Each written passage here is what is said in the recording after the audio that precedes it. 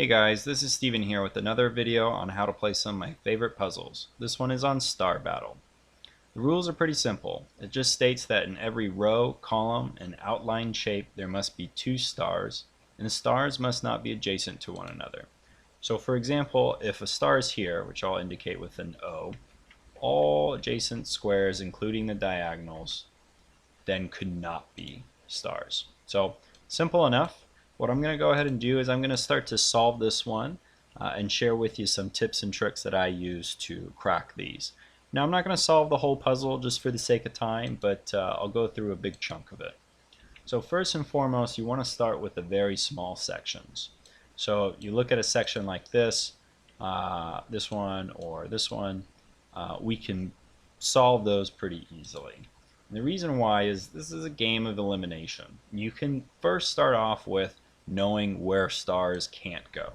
A star cannot go in the middle of these small sections. And the reason for that is, as you can see, it would not leave room for a second star. And so with this being a full section, there has to be two stars. So we immediately can put an X in the middle of these really small subsections. And then with that, you can find out where stars must go and see if there's any overlapping areas. So what I mean by that is, for sure we know a star is going to be here because the stars have to be on opposite ends of one another. So I can go ahead and put that in there and X out all of those adjacent areas, and same thing with this one up here. So just like that. Now these two, you know there's going to be one star, but you just don't know where. So I'm going to go ahead and indicate that with an A. And I notice that these two areas have overlapping cells. And that's just to the left. So I can X those out. Because no matter what cell here has a star, these two are always going to be crossed out. Okay? And then up here I know the same thing. One of these is going to be a star. Now I'm up against the edge. If I weren't on the edge I could X these out, but that's outside the grid, so that's not necessary. So that's a good start.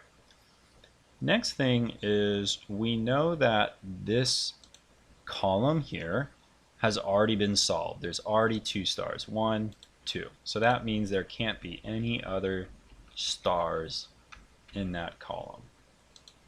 And what's nice is this has created now another really small subsection that we can solve, knowing that that center square is not, and the stars have to be on opposite ends, and then X out all of the adjacent squares. And again, now this column has been solved, so this last cell cannot be a star because there's already two in this column. So that's a really nice start. And then we must know also that there's going to be a star in one of these three cells, because we're only going to have one up here. All of these obviously cannot be stars, so one of these must be. We'll indicate that with the C. So, and that kind of goes along with my next tip, which is you want to look for very narrow shapes that go vertical or horizontal.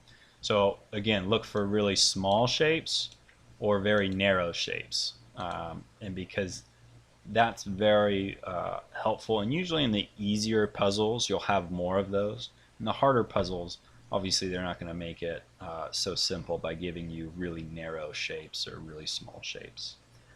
Another clue is just know that in each 2x2 area there can only be one star. So for instance, let's just hypothetically say that these were not stars. We would know then that there would have to be one star here and then one star there. The reason for that, if you look at the 2x2 areas, there can be only one star. And what would be nice about that is if you knew it was going to be in one of these three cells, then you could X out this fourth one, right? So That's just another little helpful tip. Doesn't really apply right here in this this puzzle, but it'll apply in other sections. So I did notice though when I was showing you guys that this is another smaller section, and we can probably solve that right now. We know that a star can't go right in the middle, right? Because what would happen again if that was the case is there wouldn't be enough room for a second star. So we can go ahead and undo all of that, and we can put that as an X. And now this has created a nice little small section here. Just like with the others, we know that an X can go in there, star has to be there,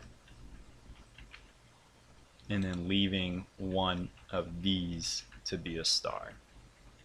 So I'm going to mark those with a D. And then anytime we have two right next to each other, we know the overlapping ones are above and below, so we can X those out.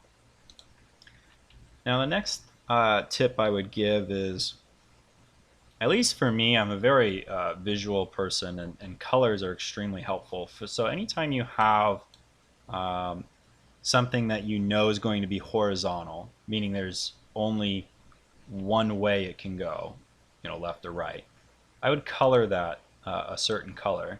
And then same with vertical, just so that it helps you see that you already have a star in that row.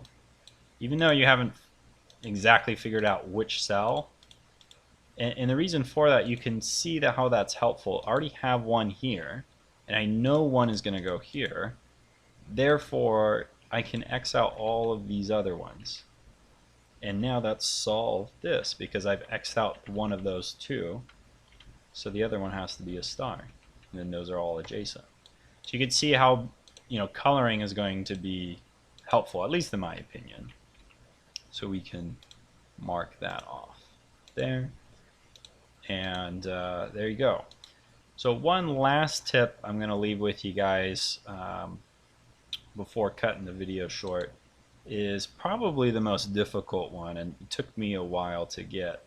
But if you can kind of imagine the board in sections other than the ones that are highlighted, like for instance, if I highlight 5 rows here, the bottom half, I know there's got to be 10 stars in these highlighted cells.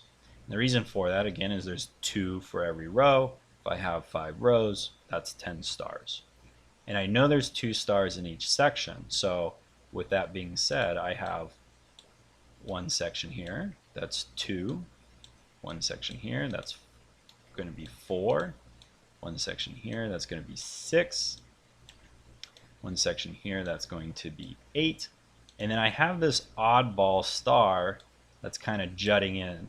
Even though that whole section's not in the bottom half, a portion of it is. So this is my 9th star. So that means in one of these 3 cells, I'm going to have a 10th star.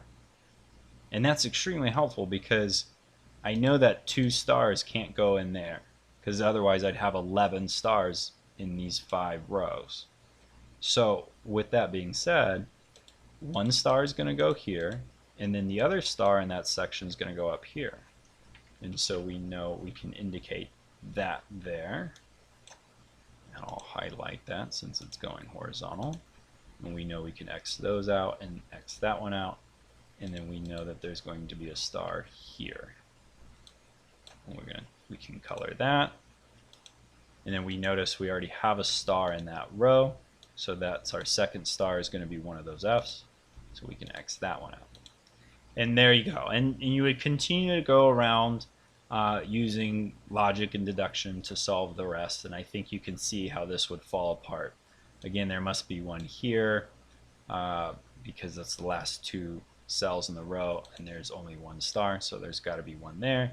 And then there's got to be one here, and so forth. So I'm going to cut it short there just for the sake of time. I really enjoy these. They're a lot of fun. You can go ahead and try to finish the puzzle yourself. I would definitely recommend giving these a try, but start off with the smaller ones, the easier ones of course, and work your way up from there. If you liked what you saw here in this video, hit that thumbs up button and subscribe for more like this in the future. Thanks everyone, have a good day.